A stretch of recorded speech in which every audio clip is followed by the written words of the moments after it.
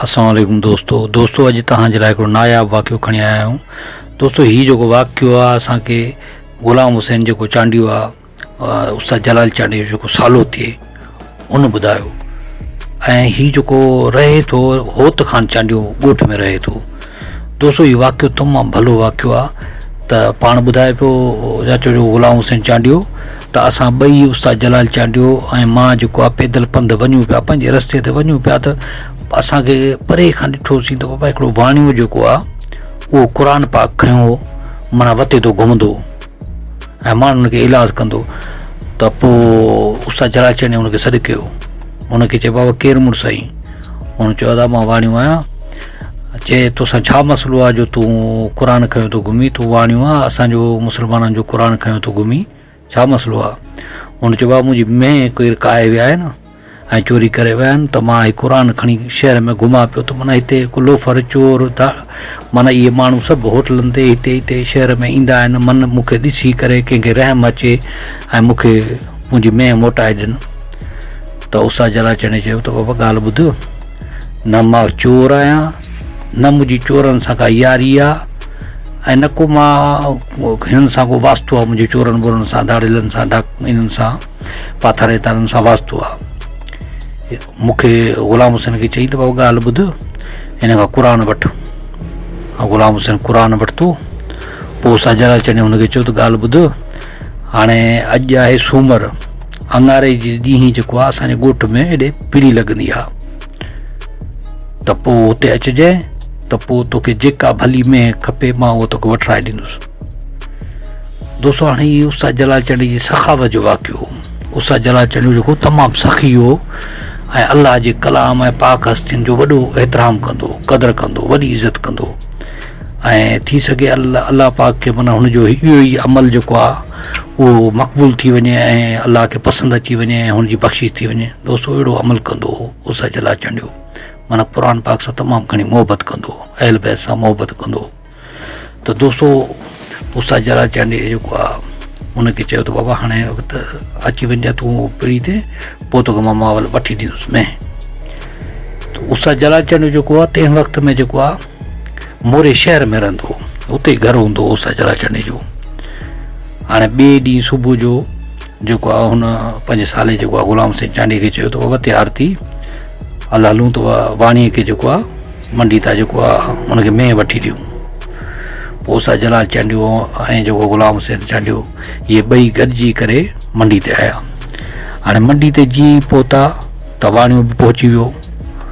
वाणियो पहुची वियो त उस्ताद जलाल चांडियो चयो त बाबा जेका तोखे में वणे उन ते हथु रख त मां तोखे वठी ॾियां। पोइ हुन हिकु भली में ते हथु रखियो, भली में तमामु सुहा में हुजे, भली में हुजे, हुन ते वञी हथु रखी। उस्ताद जलाल चांडियो हुन खां क़ीमत पुछा करी त उन जी क़ीमत जेका हुई उहा उन वक़्तु 5000 हुई। दोस्तों हाणे हुन वक़्तु 5000 हुई त माना हिन वक़्त जे हिसाब सां माना हू लखनि जी में हुई। उस्ताद जलाल चांडियो हुनखे रोक पैसा कढी ॾिना ऐं में वञी हुनखे वठी ॾिनी। चए बाबा हीअ वठी वञ ऐं वञी खीर पी ऐं तोखे अगरि चोर को वराए ॾे त पोइ उहा बि तूं झलजाए। हीअ मां तोखे रुॻो पंहिंजे क़ुर जे करे माना तोखे में वठी ॾिनी आहे, त क़ुर जी इज़त जे करे तूं क़ुर खयों पियो घुमी त मां तोखे क़ुर जे सदके माना इहा तोखे में वठी ॾिनी आहे, इहा खणी वञ मुंहिंजे तरफ़ां अथई। पोइ उस्ताद जलाल चांडियो हीअं माना जेको आहे हुनखे में ॾिनी। पोइ में काहे वियो। दोस्तों में जेका हुई अॼु जे दौर में माना 3-4 लख खां घटि न हुई। उन दौर जा 5000 वॾी क़ीमत हुई, पैसे जो मान हो। ऐं उस्ताद जलाल चांडियो त माना सखी हो, सखियुनि जो माना सरदार हो। ऐं उस्ताद जलाल चांडियो पोइ माना हुन सां ग़ुलाम हुसैन जेको आहे चांडीअ सां गॾिजी पंहिंजे साले सां ॻोठ आयो। रुॻो ख़ासि इन कम जे लाइ वियो त माना वाणीअ खे में वठी ॾियूं। दोस्तों इहे उस्ताद जलाल चांडियो कमु हुआ।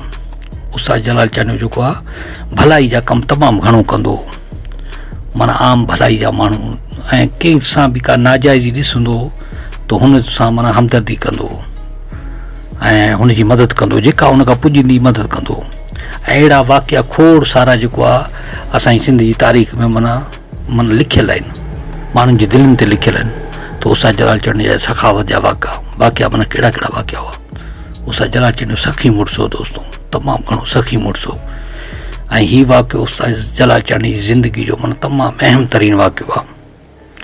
ऐं पोइ वाणियूं जेको हो उहो सदाईं उस्ताद जलाल चांडनी जी माना तारीफ़ कंदो त बापा मोरे में जेको आहे उस्ताद जलाल चांडनी जो जेको फ़नकार आहे रागी, हीअ में मूंखे हुन वठी ॾिनी क़ुर जे सदके। ऐं क़ुर जी वाणिया बि माना एतिरी इज़त कंदा हुआ, उन्हनि खे बि पक हूंदी त माना क़ुर खणी था घुमूं त पोइ क़ुर जे सदके मुस्लमान क़ुर सां मोहबत था कनि त असांखे में ज़रूरु वराए ॾींदा।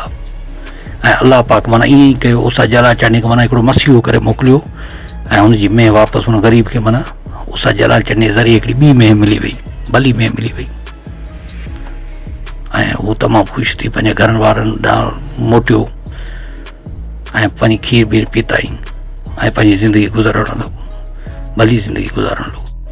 दोस्तो के वाक़िया जेके हूंदा आहिनि उहे हिकिड़ा अमर थी वेंदा आहिनि ऐं उस्ताद जलाल चांडनी हिकिड़ो माना अमर किरदारु हो, सिंध जो अमर किरदारु हो जेको अॼु ताईं हुन जा माना वाखाण खुटे कान थी।